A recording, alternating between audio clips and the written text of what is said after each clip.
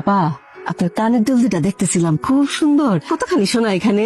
অন্তরা শ্বশুর তোমার আসার সময় নিয়ে আসছিল, আমি বলতে পারবো না আপা। আমার কানের দুলটা পাচ্ছি না, ড্রেসিং টেবিলের উপর ছিল। তুমি কিন্তু আবার এসো মা। আমার না খুব পছন্দ হয়েছে আপনার এই মেয়েটাকে। আপনার মনে হয় মনটা এখনো খারাপ না? এমন একটা দিনে ঘটনাটা ঘটলো, আমার তো খুবই খারাপ লাগতেছে। কোনো সমস্যা নাই, আমাদের সাথে তো একটাই ব্যাগটা যদি খুলে দেখাই দিতে পারি, মনে করেন আপনারাও সবাই ক্লিয়ার থাকলেন, আমার মনেও শান্তি পাইলাম। মনিরা, এটা কি করছোস? মা,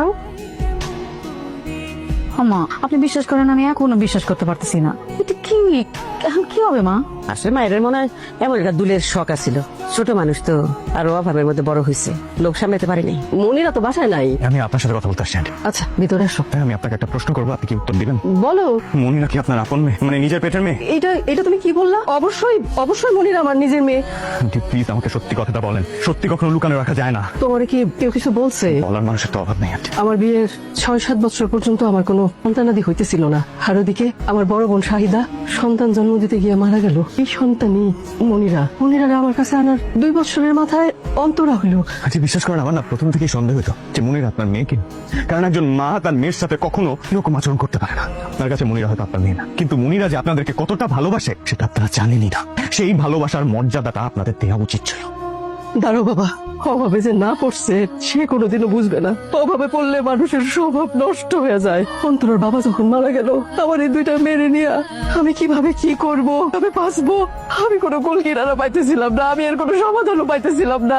আমি তখন স্বার্থ দেখতে গিয়ে, আমার নিজের পেটের মেয়ে স্বার্থ দেখতে গিয়ে নির্দয় পাষাণ হয়ে গেলাম। লোক যাই বলো, মনিরা আমি পেটে না ধরতে পারি, কিন্তু মনিরা আমার মেয়ে, আমার বড় সন্তান। আন্টি আরেকটা কথা আমি আপনাকে বলতে চাই, আমি মনিরাকে বিয়ে করবো। এটা কি বললা? এটা কি করে সম্ভব?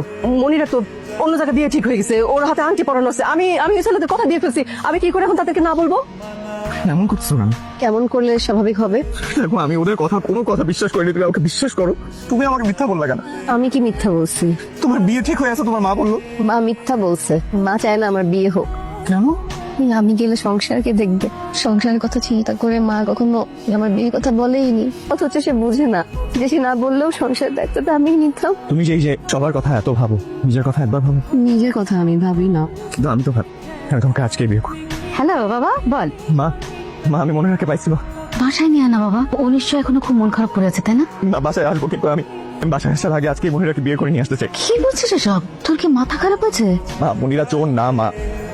মনিরার ব্যাগে ওই কানের দুল ঢুকাইছিল অন্তরার মা। ওরা কোনোভাবেই চায় নাই মনিরা এই বাড়ির বউ হয়ে আসুক। তুই কি বলছিস এসব? আমি কিন্তু বিশ্বাস করতে পারছি না। মা বিশ্বাস করো, আরমান আমাকে সবকিছু বলছে, আমার নিজের চোখে দেখছে। এই কারণে ও রাগ করে আর বাসায় আসে না।